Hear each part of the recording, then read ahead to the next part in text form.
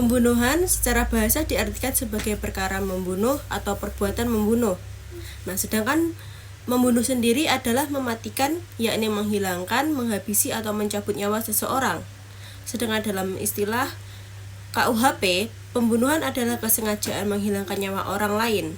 Tindak pidana pembunuhan di dalam Kitab Undang-Undang Hukum Pidana atau KUHP termasuk ke dalam kejahatan terhadap nyawa. Kejahatan terhadap nyawa adalah berupa penyerangan terhadap nyawa orang lain.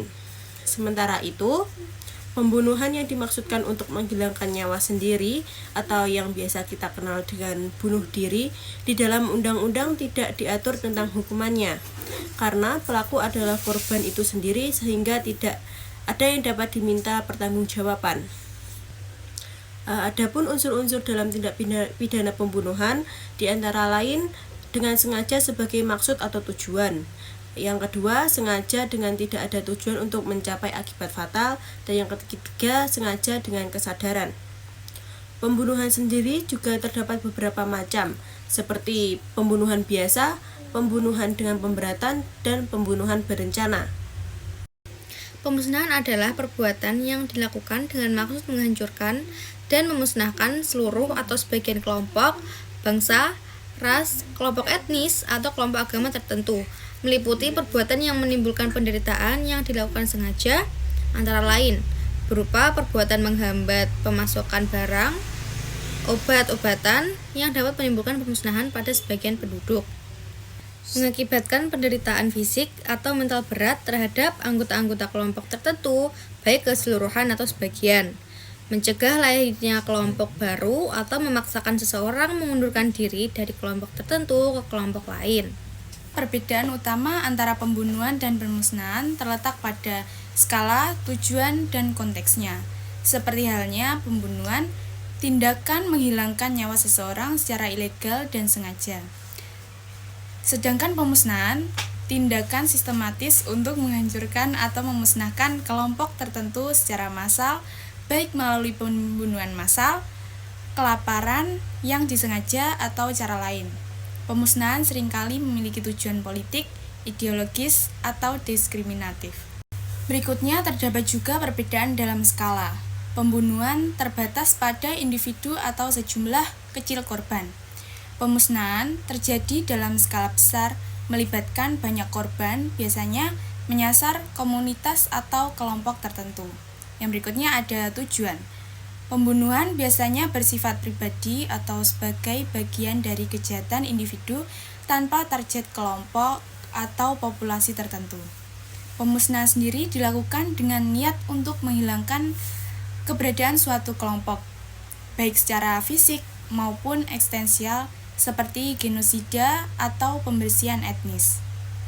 Yang selanjutnya ada konteks hukum dan internasional. Pembunuhan sendiri diatur sebagai tindak pidana dalam hukum nasional, pelakunya diadili oleh pengadilan domestik sesuai hukum pidana. Pemusnahan sendiri diakui sebagai kejahatan berat terhadap kemanusiaan dalam hukum internasional seperti genosida dan dapat dituntut di pengadilan internasional, misalnya Mahkamah Pidana Internasional. Contoh kasus pembunuhan. Kasus Astini, urusan utang piutang berujung pembunuhan. Kali ini pelakunya adalah seorang perempuan yang dikenal bernama Nyonya Astini. Awalnya, Astini berutang kepada 3 tetangganya dan tak kunjung membayar. Para tetangga itu kemudian menagih. Saking kesal, mereka melontarkan kata-kata kasar kepada Astini. Tak terima dihina, Astini nekat memutilasi tetangganya itu menjadi 10 bagian. Proses pengadilan pun terbagi menjadi polisi melimpahkan kasusnya ke Pengadilan Negeri Surabaya, hingga Majelis Hakim Pengadilan Negeri Surabaya menjatuhkan vonis hukuman mati kepada Astini pada 17 Oktober 1996. Astini mengajukan banding ke Pengadilan Tinggi. Namun, pada Januari 1997, Pengadilan Tinggi justru menguatkan keputusan Pengadilan Negeri Surabaya. Tak menyerah, pada Juni 1997, Astini mengajukan kasasi ke MA dan dengan keputusan yang sama dengan pengadilan sebelumnya hingga sempat mengajukan peninjauan kembali. Namun, dengan hasil yang sama hingga dengan jalan terakhir, Astini mengajukan gerasi kepada Presiden Megawati dan ditolak pada 9 Juni 2004. Hingga pada 20 Maret 2005 Astini dilaksanakan hukuman matinya. Contoh kasus pemusnahan pemerintah Ottoman dengan Armenia. Selama Perang Dunia I, ketegangan antara pemerintah Ottoman dan komunitas Armenia meningkat. Pemerintah menganggap Armenia sebagai ancaman karena mereka dianggap pro-Rusia. Dimulai pada April 1915, pemerintah Ottoman mulai menangkap dan membunuh para pemimpin Armenia. Dalam beberapa tahun berikutnya, lebih dari 1,5 juta orang Armenia dibunuh melalui pembantaian, pengusiran, dan perjalanan maut ke gurun. Tindakan ini meliputi pembunuhan massal, deportasi, dan penyiksaan. Banyak orang Armenia dipaksa berjalan jauh tanpa makanan dan air, yang menyebabkan kematian massal. Setelah pemusnahan, terdapat pengadilan yang memproses pemusnahan pemerintah Ottoman, yaitu Pengadilan Militer Ottoman. Setelah Perang Dunia I, beberapa pejabat Ottoman diadili dalam pengadilan militer. Namun, banyak pelaku utama tidak pernah diadili atau melarikan diri.